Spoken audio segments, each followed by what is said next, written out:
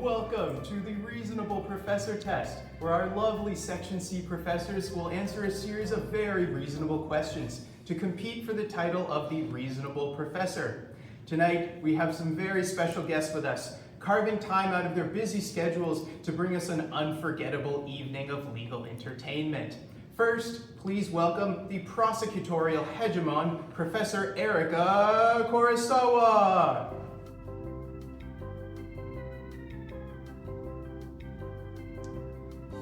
Professor Kurosawa regrets to inform you that she will not be able to attend today's class, as she will be in court on the day of filming.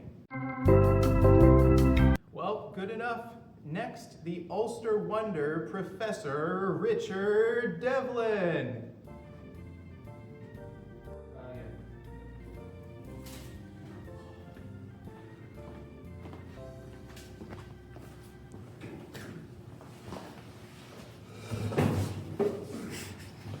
And now, our elegant and environmentally conscious property pedagogue, Professor Sarah Ross.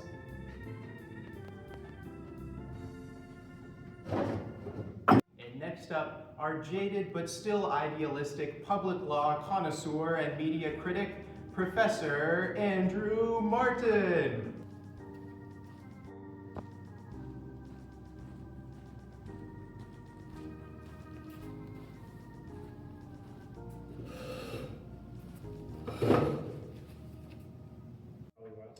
And finally, we have our lovely torts professor. And, oh, what's this? It appears we have 3 competitors for 1 seat. 3 professors enter and 1 professor leaves. Ready. Fight.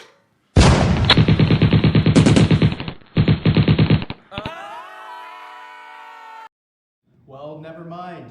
Dilag emerges victorious by default. And please give a warm welcome to the torts man himself, Matthew Dilag.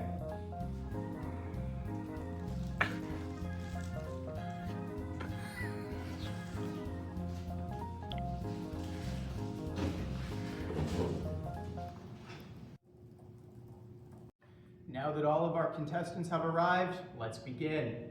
Now, our Section C have compiled a list of questions for our professors. If they answer a question correctly, they will move on to the next round.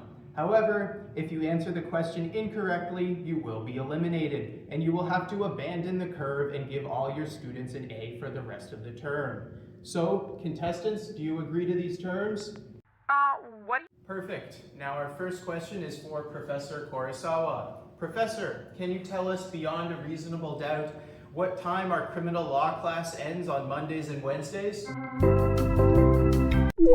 And we have her response by email, which is 6 p.m. And that is wrong. Unfortunately, the correct answer was 5:30 because your teaching methods are so efficient that you only need 1 hour and we get to go home early. You are disqualified. Please take a seat in the audience.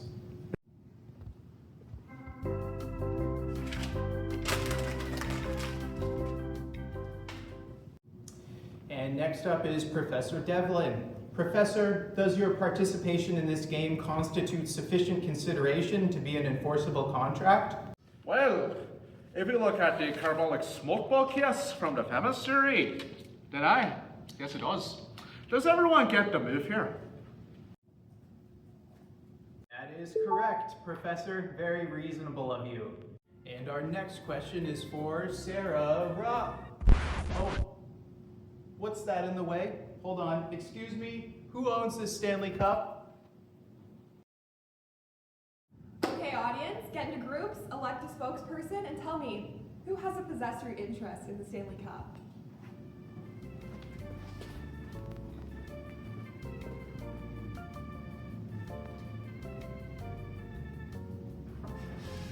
Okay, opener, criminal code, and Pythagorean theorem. You know, that's a really great point. No, that is incorrect. The Stanley Cup is held for trust, for use by beverage drinkers only for finite periods until required to return the cup in good order to the trustees. I'll be taking that, thank you.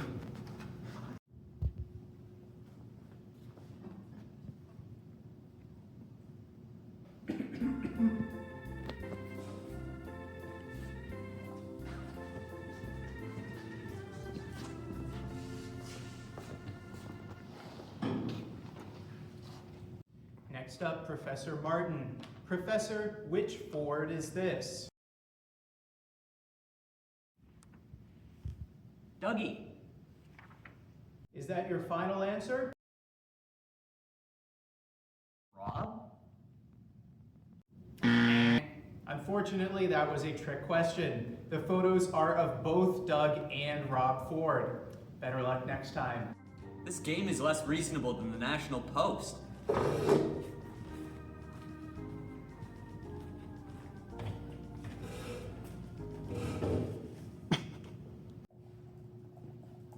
And finally, the torts man himself. Professor Dilag, what is the worst flavor of ginger beer one can find on the market? The unneighborly stench of a rotten snail?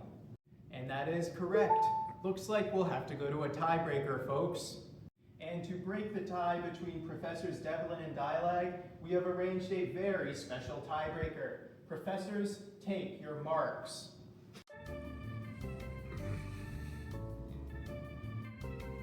And 3, 2, 1, draw. What?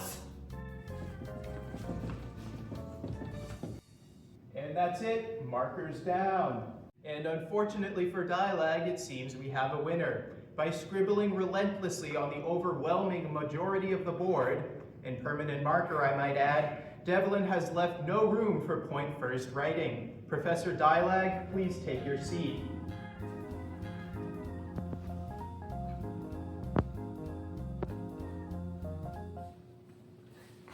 Congratulations, Professor Devlin.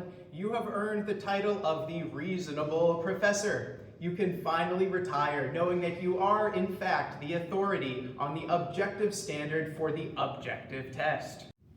Retire? Well, that sounds grand, actually. I'll be heading back to Ireland. Best of luck with contracts, class. Devlin out. Did he retire just now? What about contracts, class? Well, I guess that's it, folks. We will see you not next time on The Reasonable Professor.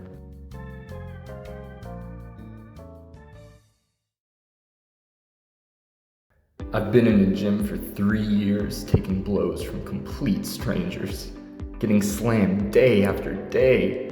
If another big man creams me, I might burst. The asshole who drives me keeps bumping into stuff. Trees, curbs, puppies, children, you name it. Are you an inanimate object that has been hurt? Come to Bezic & Bezic. At our firm, we put objects over people. At Bezic & Bezic, we treat your claim seriously. While other firms may brush off claims from inanimate objects, we embrace them. So, if you're an object who has been overburdened, call 902-777-TORT. That's 902-777-TORT.